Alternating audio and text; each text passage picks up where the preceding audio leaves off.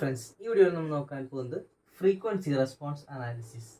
നമ്മൾ S ഡൊമൈനിലെ transfer function ഉണ്ടല്ലോ, അപ്പോൾ അത് നമ്മൾ ഫ്രീക്വൻസി ഡൊമൈൻ ട്രാൻസ്ഫർ ഫംഗ്ഷൻ ആക്കാനായിട്ട് പറ്റും. എങ്ങനെയാണെങ്കിൽ നമ്മൾ അതിലുള്ള എസ് ഉണ്ടല്ലോ, എസ്സിനെ നമ്മൾ റീപ്ലേസ് ചെയ്തിട്ട് ജെ ഒമേഗ സബ്സ്റ്റിറ്റ്യൂട്ട് ചെയ്യാം. അപ്പോൾ അതാണ് അവിടെ എഴുതിയിട്ടുള്ളത്. ടി ഓഫ് എസ്സിൽ നമ്മൾ s is equal to j omega substitute ചെയ്ത് കഴിഞ്ഞാൽ അവിടെ എന്ത് കിട്ടും? ടി ഓഫ് ജെ ഒമേഗ എന്ന് നമുക്ക് അവിടെ എഴുതാം. അപ്പോൾ നമ്മൾ അങ്ങനെ എഴുതുന്ന ട്രാൻസ്ഫർ ഫംഗ്ഷൻ ഉള്ളൂ, അത് ടി ഓഫ് ജെ ഒമേഗ. അതിനെ രണ്ട് പാർട്ട് ഉണ്ടായിരിക്കും, അതായത് ഒരു മാഗ്നിറ്റ്യൂഡ് പാർട്ട് ഉണ്ടായിരിക്കും, ഒരു ഫേസ് പാർട്ടും ഉണ്ടായിരിക്കും. മാഗ്നിറ്റ്യൂഡ് നമ്മൾ റെപ്രസെന്റ് ചെയ്യുന്നത് magnitude modulus of T of J omega and magnitude നമ്മളവിടെ angle of T of J omega നമ്മളവിടെ പറയും. അതാണ് phase angle of T of J omega എന്ന് പറയുന്നത്. അപ്പോൾ അവിടെ മാഗ്നിറ്റ്യൂഡ് ആൻഡ് ഫേസ് ആംഗിൾ എന്ന് പറയുന്നത് റിയൽ ഫങ്ഷൻസ് ഓഫ് ഒമേഗ. നമ്മൾ അതിനെ പറയുന്നതാണ് ഇവിടെ ഫ്രീക്വൻസി റെസ്പോൺസ് എന്ന് പറയുന്നത്. അടുത്തത് advantages of frequency response analysis. നമുക്ക് ഓപ്പൺ ലൂപ്പ് ഫ്രീക്വൻസി റെസ്പോൺസ് അറിയാമെന്നുണ്ടെങ്കിൽ അവിടെ ക്ലോസ് ലൂപ്പ് സിസ്റ്റത്തിൻ്റെ അബ്സല്യൂട്ട് ആൻഡ് റിലേറ്റീവ് സ്റ്റെബിലിറ്റി നമുക്ക് അവിടെ കണ്ടുപിടിക്കാനായിട്ട് പറ്റും.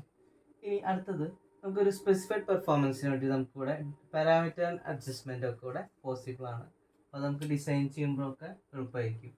ഇനി എഫക്റ്റ് ഓഫ് നോയ്സ് ഡിസ്റ്റർബൻസ് ഒക്കെ ഉണ്ടല്ലോ, അത് നമുക്ക് വിഷ്വലൈസ് ചെയ്യാനായിട്ട് എളുപ്പമായിരിക്കും ഫ്രീക്വൻസി റെസ്പോൺസ് അനാലിസിസിൽ. അടുത്തത് ഫ്രീക്വൻസി ഡൊമൈൻ സ്പെസിഫിക്കേഷൻ. അതിൽ first one resonant peak MR.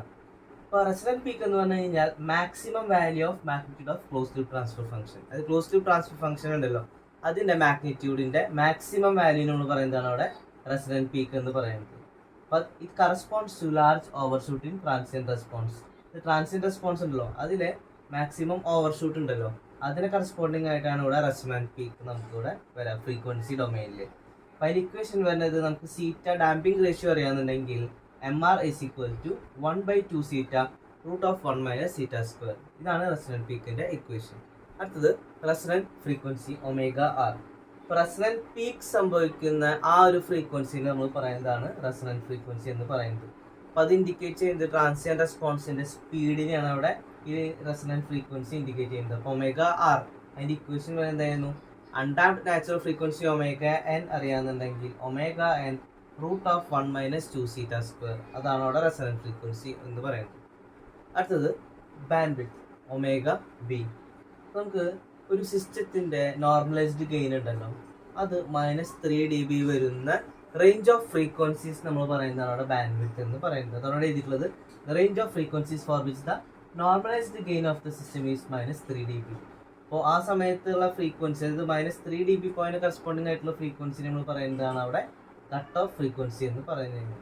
അപ്പോൾ ഇവിടെ നമുക്ക് എന്ത് പറയാം? ഒരു ഫീഡ്ബാക്ക് സിസ്റ്റത്തിൻ്റെ കഴിവാണ്, അതായത് ഇൻപുട്ട് സിഗ്നൽ, അതുപോലെ നോയ്സ് റിജക്ഷൻ, റൈസ് ടൈം, ഇതെല്ലാം റീപ്രൊഡ്യൂസ് ചെയ്തെടുക്കാനുള്ള ആ ഒരു കഴിവുണ്ടല്ലോ, അത് നമ്മൾ പറയുന്നതാണ് അവിടെ ബാൻഡ് വിഡ്ത്ത് എന്ന് പറയുന്നത്. It is the measure of ability of a feedback system to reproduce the input signal, noise rejection, characteristics and rise time. അപ്പോൾ അതിൻ്റെ ഇക്വേഷൻ വരുന്നത് omega B equal to omega N 1 minus 2 zeta square plus root 2 minus 4 zeta square plus 4 zeta raise to 4 the whole raise to 1/2.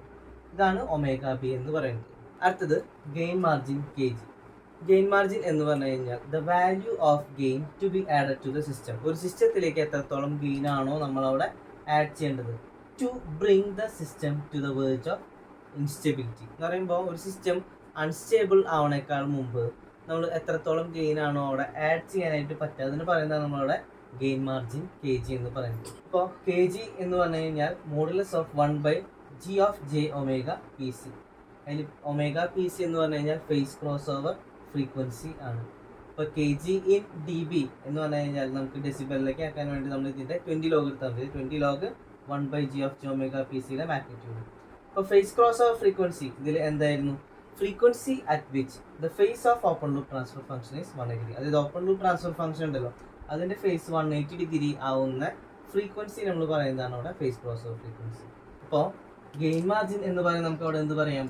Negative of dB magnitude of G of J omega at omega PC. അടുത്തത് phase margin.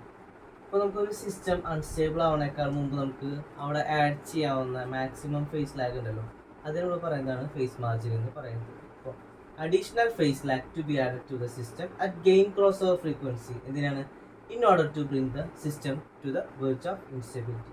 ഇപ്പോൾ phase മാർജിൻ്റെ equation വരുന്നത് gamma is equal to 180 plus 5GC ആണ്. Where 5GC is equal to angle of G of J omega G C.